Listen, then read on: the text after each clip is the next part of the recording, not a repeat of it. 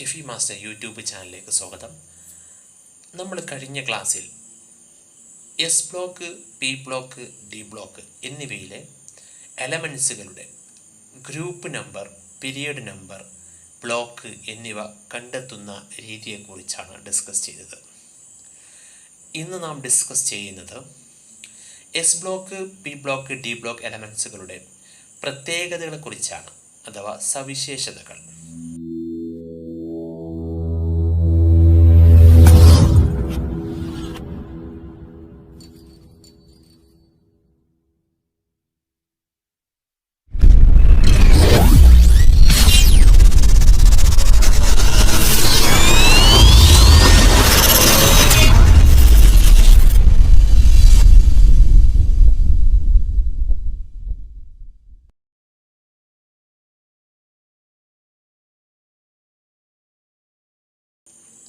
ഒന്നാമതായി S block എലമെൻസിൻ്റെ പ്രത്യേകതകൾ എന്തൊക്കെയാണെന്ന് നോക്കാം.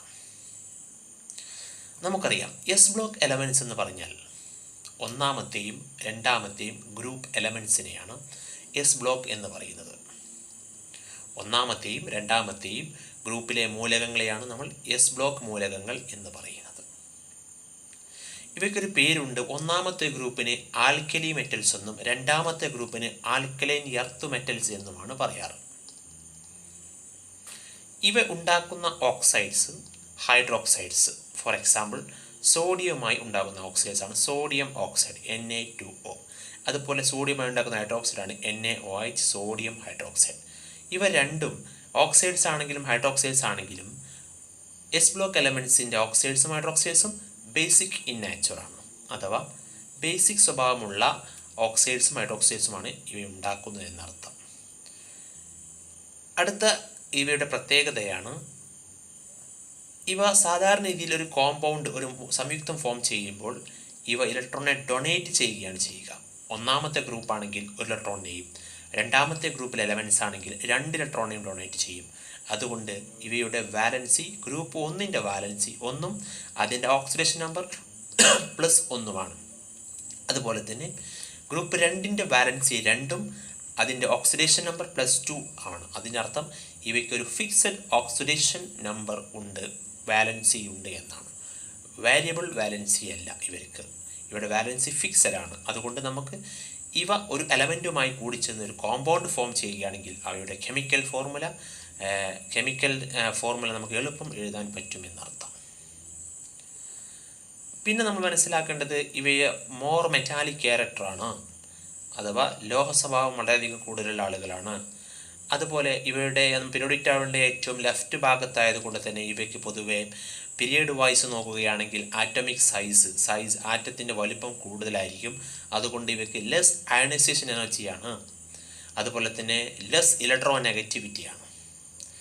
ഇവ പെട്ടെന്ന് എന്ത് ചെയ്യും, കുറഞ്ഞ എനർജി കൊടുത്താൽ തന്നെ ബാഹ്യതമ ഷെല്ലിലെ അല്ലെങ്കിൽ ഔട്ടർമോസ്റ്റ് ഷെല്ലിലെ ഇലക്ട്രോണിനെ വിട്ടുകൊടുത്ത് പോസിറ്റീവ് അയോണുകളായിട്ട് മാറും. അതുകൊണ്ട് ഇവയ്ക്ക് ഹൈ ഇലക്ട്രോ പോസിറ്റിവിറ്റി ആണെന്ന് പറയാം. ഇവയുണ്ടാക്കുന്ന സംയുക്തങ്ങൾ പൊതുവെ അയണിക് നാച്ചറാണ്, അഥവാ അയണിക് കോമ്പൗണ്ടുകളാണ് എസ് ബ്ലോക്ക് എലമെൻസുകൾ ഉണ്ടാക്കാറ്. ഇത്രയുമാണ് എസ് ബ്ലോക്ക് എലമെൻസിൻ്റെ പ്രത്യേകതകൾ. അപ്പോൾ ഇതിൻ്റെ ഫിക്സഡ് ഓക്സിഡേഷൻ സ്റ്റേറ്റ് എന്ന ഇത് ഉപയോഗിച്ചുകൊണ്ട് നമുക്ക് ഈ തന്നിരിക്കുന്ന ടേബിൾ, അതിലെ എലമെൻസ്, അതുണ്ടാക്കുന്ന ഓക്സൈഡ്സിൻ്റെ കെമിക്കൽ ഫോർമുല സിമ്പിളായി എഴുതാൻ പറ്റും. അടുത്തത് പി ബ്ലോക്ക് എലമെൻസിനെ കുറിച്ചാണ് നമ്മൾ ഡിസ്കസ് ചെയ്യുന്നത്. 13 മുതൽ 18 വരെയുള്ള ഗ്രൂപ്പ് എലമെൻസുകളെയാണ് നമ്മൾ പി ബ്ലോക്ക് എലമെൻസ് എന്ന് പറയുന്നത്. സബ്ഷെല്ലുകളുടെ കേസിൽ എങ്ങനെ പറയാം, elements in which the last electrons enters into the p subshell of the outermost shell or called p block elements. അതായത് സബ്ഷെൽ ഇലക്ട്രോണിക് കോൺഫിഗറേഷൻ എഴുതുമ്പോൾ അവസാനത്തെ ഇലക്ട്രോൺ പി സബ്ഷെല്ലാണ് എൻ്റർ ചെയ്യുന്നതെങ്കിൽ അതിനെയാണ് നമ്മൾ വിളിക്കുന്നത് പി ബ്ലോക്ക് എലമെൻറ്റ്സ് എന്ന് വിളിക്കുക. അപ്പോൾ ഈ പി ബ്ലോക്ക് എലമെൻറ്റ്സിൻ്റെ പ്രത്യേകത എന്തൊക്കെയാണ്? P block elements contains metal, non metal and metalloids. P block elements എന്തുണ്ട്? ലോഹങ്ങളുണ്ട്, അലോഹങ്ങളുണ്ട്, അതുപോലെ തന്നെ ഉപലോഹങ്ങളുണ്ട്. അപ്പോൾ നമുക്ക് ഉദാഹരണം പറയാം. മെറ്റൽസിന് ഉദാഹരണമാണ് അലുമിനിയം. നോൺ മെറ്റൽസിൻ്റെ ഗ്യാസസ് ഒക്കെ എന്താണ്? നോബൽ ഗ്യാസ് ഒക്കെ എന്താണ്? നോൺ മെറ്റൽസിന് ഉദാഹരണമാണ് ഓക്സിജൻ, നൈട്രജൻ. മെറ്റലോയിഡ്സിന് ഉദാഹരണമാണ് സിലിക്കണും ജെർമേനിയവും ഒക്കെ. Noble gases are found in P block elements. അതൊരു പ്രത്യേകതയാണ്. 18th ഗ്രൂപ്പാണ് നോബിൾ ഗ്യാസ്. അത് വളരെയധികം റിയാക്ടിവിറ്റി കുറഞ്ഞ എലമെൻറ്റ്സുകളാണ് നോബിൾ ഗ്യാസ്. അവർ സാധാരണഗതിയിൽ റിയാക്ടിവിറ്റി കാണിക്കാറില്ല. അടുത്ത പ്രത്യേകത എന്താ വെച്ചാൽ elements in the solid, liquid and gases states at room temperature are present in P block. P block എലമെൻറ്റ്സിൽ എന്തുണ്ട്? റൂം ടെമ്പറേച്ചറിൽ സോളിഡ് സ്റ്റേറ്റും അതുപോലെ ലിക്വിഡ് സ്റ്റേറ്റും ഗ്യാസ് സ്റ്റേറ്റും രൂപത്തിലും ദ്രാവക രൂപത്തിലും വാതക രൂപത്തിലുമൊക്കെ എലമെൻറ്റ്സ് പി ബ്ലോക്കിൽ കാണപ്പെടുന്നുണ്ട്. അതുപോലെ നമുക്കറിയാം among the p block elements the highest reactivity is shown by the group 17th elements.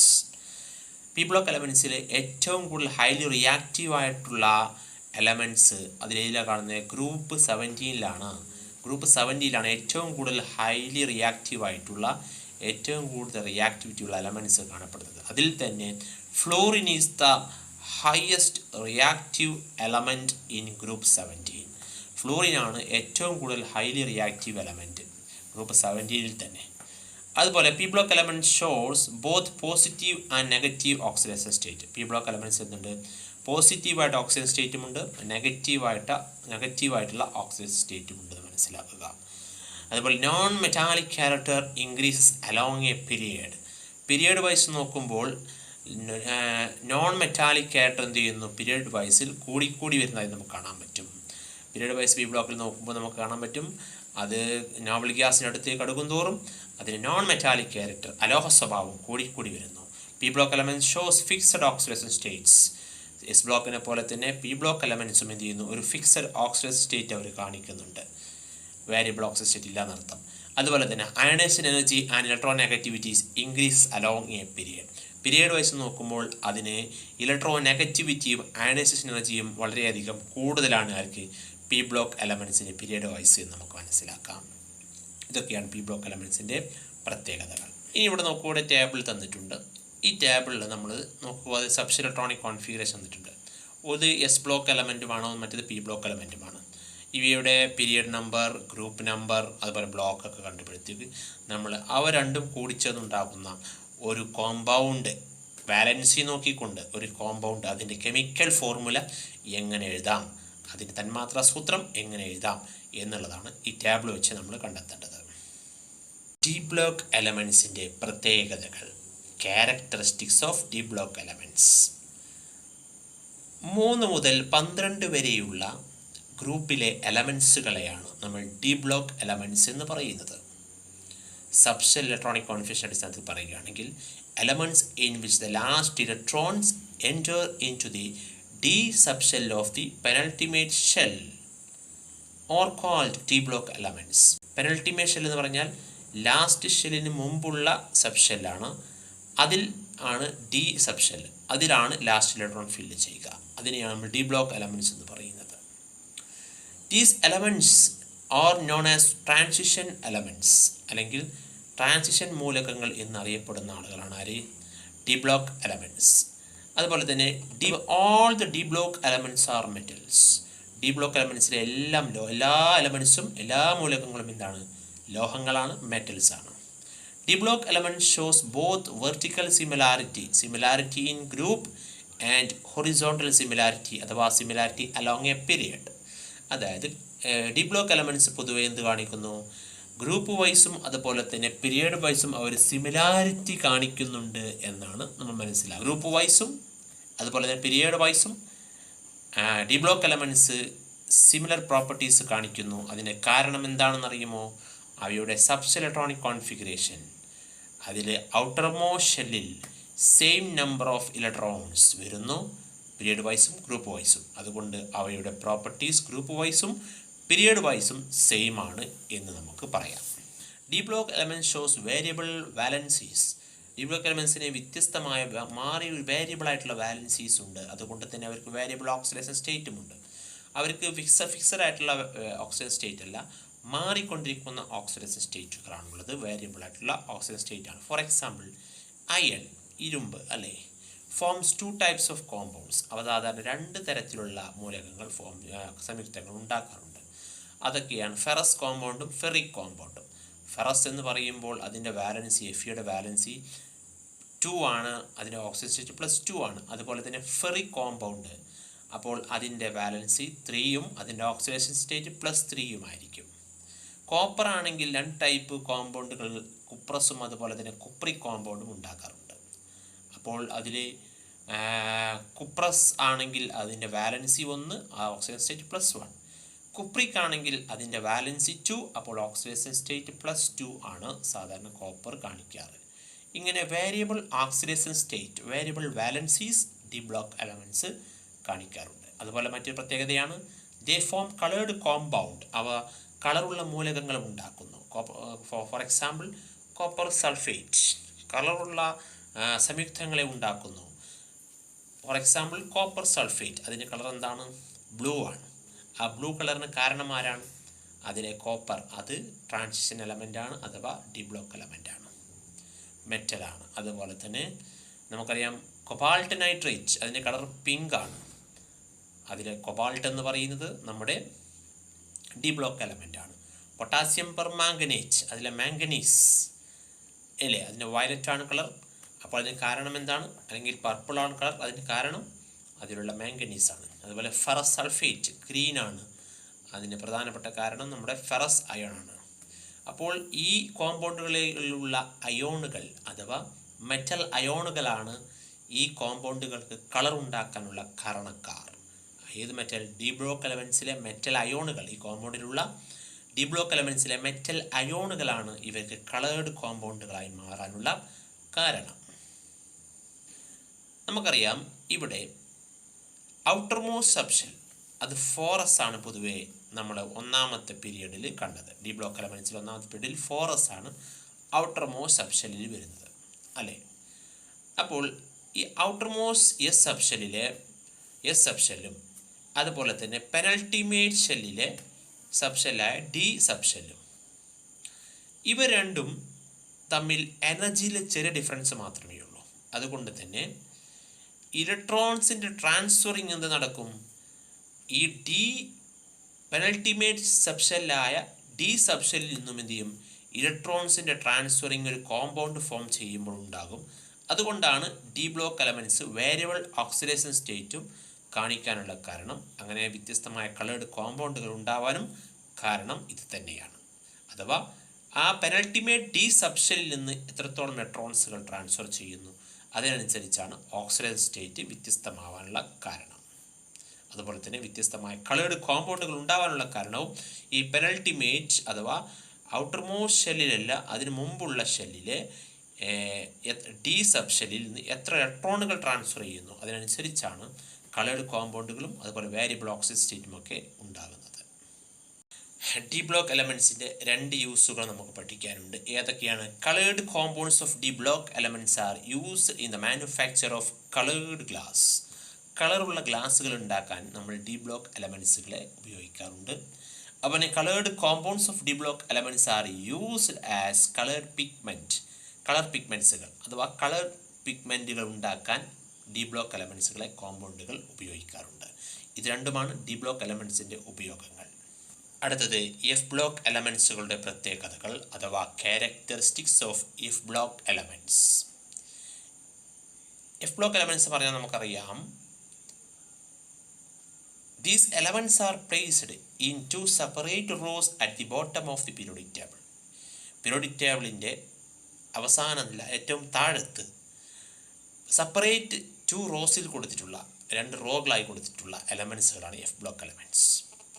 അതിലെ ഫസ്റ്റ് റോനെ നമ്മൾ ലാന്തനോയിഡ്സ് എന്നും സെക്കൻഡ് റോനെ നമ്മൾ ആക്റ്റിനോയിഡ്സ് എന്നുമാണ് പൊതുവെ വിളിക്കാറ്. അപ്പോൾ സബ്ഷെല്ലുകളുടെ കേസിൽ എങ്ങനെ പറയുകയെന്ന് വെച്ചാൽ elements in which the last electrons enters into the F subshell of the anti-penultimate shell are called F block elements. അതായത് അവസാനത്തെ ഷെല്ലിന് മുമ്പുള്ള ഷെല്ലിനെ നമ്മൾ പെനൾട്ടിമേറ്റ് ഷെൽ എന്ന് പറയും. അതിനേ മുമ്പുള്ള ഷെല്ലിനെയാണ് ആൻറ്റി പെനൾട്ടിമേറ്റ് ഷെൽ എന്ന് വിളിക്കുന്നത്. അതിലെ എഫ് സബ് ഷെല്ലിലാണ് ലാസ്റ്റ് ഇലക്ട്രോൺ ഫില്ല് ചെയ്യുക എഫ് ബ്ലോക്ക് എലമെൻസിൻ്റെ. അപ്പോൾ എഫ് ബ്ലോക്ക് എലമെൻറ്റ്സ് എന്ന് പറഞ്ഞാൽ അത് ലാസ്റ്റ് ഇലക്ട്രോൺ ഫില്ല് ചെയ്യുന്നത് എഫ് സബ് ഷെല്ലിലായിരിക്കും. ആ എഫ് സബ് ഷെല്ല് ആൻറ്റി പെർട്ട്മേഷനിലുള്ള എഫ് സബ്ഷനിലാണ് അവസാനത്തെ ഇലക്ട്രോൺ ഫില്ല് ചെയ്യുക. അതിനെ നമ്മൾ എഫ് ബ്ലോക്ക് എലമെൻറ്റ്സ് എന്ന് വിളിക്കും. These elements, F block elements, are also known as inner transition elements. നമ്മൾ ഡി ബ്ലോക്ക് എലമെൻറ്റ്സിനെ ട്രാൻസിഷൻ എലമെൻറ്റ്സ് വിളിച്ചു. അതിനുള്ളിലുള്ള എലമെൻറ്റ് ഈ ട്രാൻസിഷൻ എലമെൻറ്റ്സ് ആണ് അഥവാ ഇന്നർ ട്രാൻസിഷൻ എലമെൻറ്റ്സ് ആണ് ആര് എഫ് ബ്ലോക്ക് എലമെൻറ്റ്സ് അതിന് മറ്റൊരു പേരാണ്. അതുപോലെ തന്നെ നമുക്കറിയാം most of these elements are show variable valencies.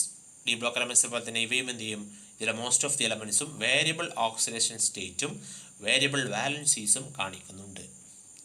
അതുപോലെ മോസ്റ്റ് ഓഫ് ദി ആക്റ്റിനോയിഡ്സ് അവ എന്താണ്, ആർട്ടിഫിഷ്യൽ എലമെൻറ്റ്സ് ആണ്. ആക്റ്റിനോയിഡ്സിലെ മോസ്റ്റ് ഓഫ് ദി എലമെൻറ്റ്സ് അതിൽ കൂടുതൽ മൂലങ്ങൾ എന്താണ്, ആർട്ടിഫിഷ്യൽ എലമെൻറ്റ്സ് ആണ് അഥവാ മനുഷ്യനിർമ്മിതമാണ്. And radioactive in the natural എന്താണ്, റേഡിയോ ആക്റ്റീവ് ആണ് നാച്ചുറൽ അവ പൊതുവെ. അതുപോലെ uranium, thorium, plutonium etcetera are used for fuel in nuclear reactors. Nuclear റിയാക്ടറുകളിൽ ഇന്ധനമായിക്കൊണ്ട് യുറേനിയവും തോറിയവും പ്ലൂട്ടോണിയവും ഒക്കെ ഉപയോഗിക്കുന്നുണ്ട്. അവരൊക്കെ എന്താണ്, എഫ് ബ്ലോക്ക് എലമെൻറ്റ്സ് ആണ്. Many of them elements are used as catalyst in the petroleum industries. Petroleum ഇൻഡസ്ട്രിയിൽ എന്ത് ചെയ്യുന്നു, ഈ മെനി ഓഫ് ദം അതായത് ഈ എഫ് ബ്ലോക്ക് എലമെൻറ്റ്സിലെ പലതും എന്ത് ചെയ്യുന്നു, കാറ്റലിസ്റ്റായിട്ട് ഉപയോഗിക്കുന്നു. പെട്രോളിയം ഇൻഡസ്ട്രിയിൽ അവയെ കാറ്റലിസ്റ്റായിട്ട് ഉൾപ്രേരകമായിട്ട് എഫ് ബ്ലോക്ക് എലമെൻറ്റ്സിന് ഉപയോഗിക്കാറുണ്ട്. അപ്പോൾ നമ്മൾ ഇന്നത്തെ ക്ലാസ്സിൽ എസ് ബ്ലോക്ക് എലമെൻറ്റ്സിൻ്റെയും പി ബ്ലോക്ക് എലമെൻറ്റ്സിൻ്റെയും ഡി ബ്ലോക്ക് എലമെൻറ്റ്സിൻ്റെയും എഫ് ബ്ലോക്ക് എലമെൻറ്റ്സിൻ്റെയും പ്രധാനപ്പെട്ട ക്യാരക്ടറിസ്റ്റിക്സ് പ്രത്യേകതകൾ കണ്ടു കഴിഞ്ഞു. ഇനി നമുക്ക് ഈ ഫസ്റ്റ് ചാപ്റ്ററിൽ ബാക്കിയുള്ളത് ഡി ബ്ലോക്ക് എലമെൻറ്റ്സിൻ്റെ ഓക്സിഡേഷൻ സ്റ്റേറ്റിനെ കുറിച്ച് ഒന്നുകൂടി വ്യക്തമായി പഠിക്കുകയും അതിൻ്റെ വേരിയബിൾ ഓക്സിജൻ സ്റ്റേറ്റിൻ്റെ ആ അയോണുകൾ, വേരിയബിൾ ഓക്സിജൻ സ്റ്റേറ്റിലുള്ള ഓരോ കോമ്പൗണ്ടിലെ അയോൺസുകളുടെയും സബ്സ്റ്റ ഇലക്ട്രോണിക് കോൺഫിഗറേഷൻ എങ്ങനെ എഴുതാം എന്നുള്ളതും അതുമായി ബന്ധപ്പെട്ട വാലൻസിയുമായി ബന്ധപ്പെട്ട ചില കോമ്പൗണ്ടുകൾ ഫോം ചെയ്യുന്നതിനെ പറ്റുമൊക്കെ ഒന്നുകൂടി നമുക്ക് ഡിസ്കസ് ചെയ്ത എക്സാമ്പിളുകൾ പഠിക്കാനുണ്ട്. അതോടുകൂടി നമ്മുടെ ഈ ചാപ്റ്റർ ഫസ്റ്റ് ചാപ്റ്ററിൻ്റെ റിവിഷൻ കഴിഞ്ഞിരിക്കുന്നു. അടുത്ത വീഡിയോയിൽ നമുക്ക് രണ്ടാമത്തെ chapter gaseous laws and mole concept, വാതക നിയമങ്ങളും മോൾ സങ്കല്പനവും എന്ന് പറയുന്ന ഭാഗം കാണാം. Okay, thank you for